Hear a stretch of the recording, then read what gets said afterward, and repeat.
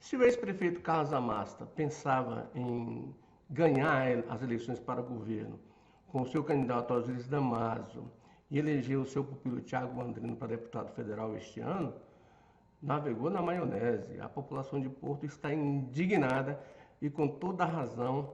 E uma indignação que deve ganhar o Estado. Evidentemente, se a massa chama Porto Nacional de desgraça, o que ele não deveria pensar dos municípios mais pobres do Estado, né? Que tal Esperantina, Lavandeira?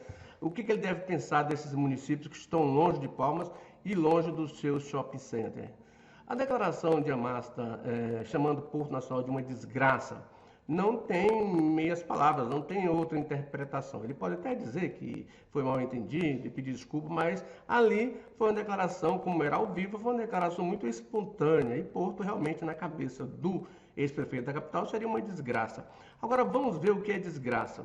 Amasta, como prefeito da capital, elevou a carga tributária de Palmas a uma das maiores cargas tributárias, aliás, a maior carga tributária das capitais da região norte do país. 45% superior à segunda colocada, à segunda maior carga tributária. Então, isso sim é uma desgraça.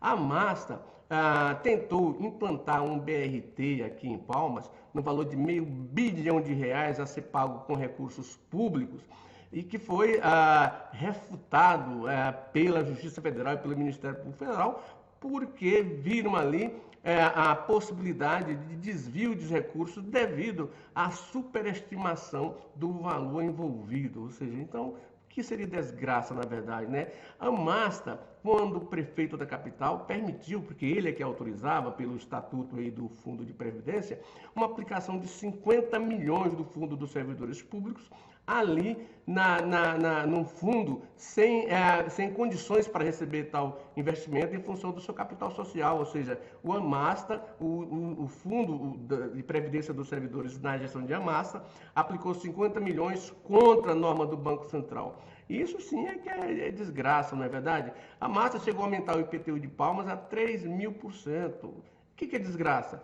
Então, é uma situação muito assim complicada em que o prefeito colocou o seu candidato ao governo e o seu candidato a deputado federal, até porque, veja bem, a Masta, quando disputou a eleição em 2018, ele obteve 30% dos votos do portuense. Imagina que ingenuidade dos portuenses acreditar que o colombiano brasileiro deixaria a sua vontade de ganhar dinheiro para defender a população mais pobre, né? Porque desgraça é algo que é algo muito ruim, não é verdade? Para uma população de uma cidade de quase 60 mil pessoas e 40 mil eleitores. Então, apesar disso tudo, vejam bem, o Carlos Amasta, que saiu lá de Santa Catarina e Paraná para o Tocantins, montou um shopping aqui, numa área em que prefeitura e governo, e aí eu nomino mesmo, Raul Filho e Marcelo Miranda, conseguiram entregar uma área de 9.600.000, conforme o Ministério Público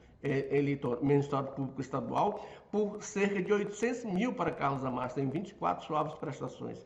Esse Amasta aí é que hipotecou essa área para pegar um empréstimo de 76 milhões, conforme o Ministério Público Estadual, e aplicou na obra apenas 11 milhões, 60 milhões, portanto, aí na Paulista. Esse Amasta que está aí, ou seja, chamando o Porto Nacional de desgraça, não é?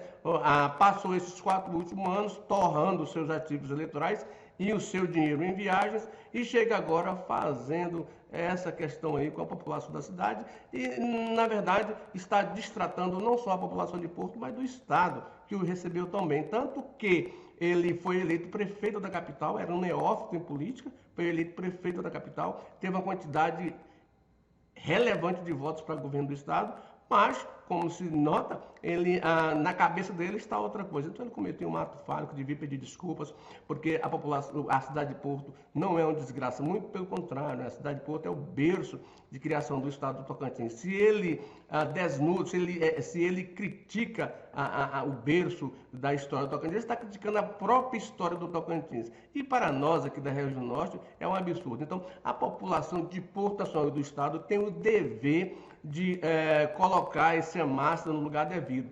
Tem o dever de colocar os deputados estaduais e federais e senadores que não se levantaram contra esse